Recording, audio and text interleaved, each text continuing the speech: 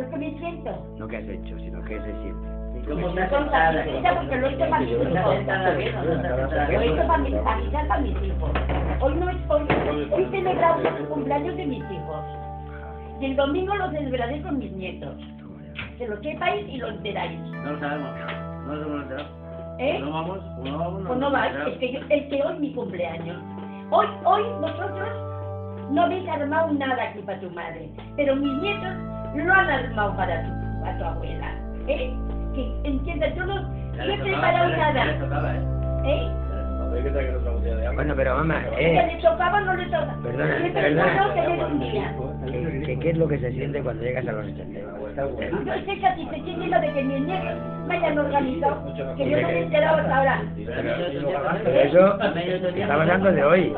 ¿Han venido tus nietos? Hoy, Me vienen hoy porque lo celebran el domingo. pero que hoy, Pero me que han llamado. Hoy que han venido tus hijos, ¿qué se siente? Bueno, que se sienten con mucha tristeza. Lo que no me gusta es que vengan con chulerías.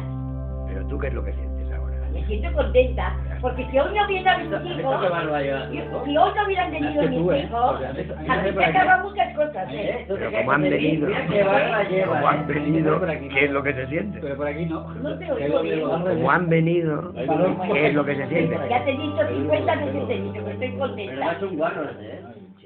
¿Eh? Mira, mira qué barba lleva. Bueno, y tú la llevas también. Yo siempre la he llevado. Y te has quejado. Y este que la lleva ahora, resulta que ahora no te quejas. Que no me, eso lo sabes, lo dirás.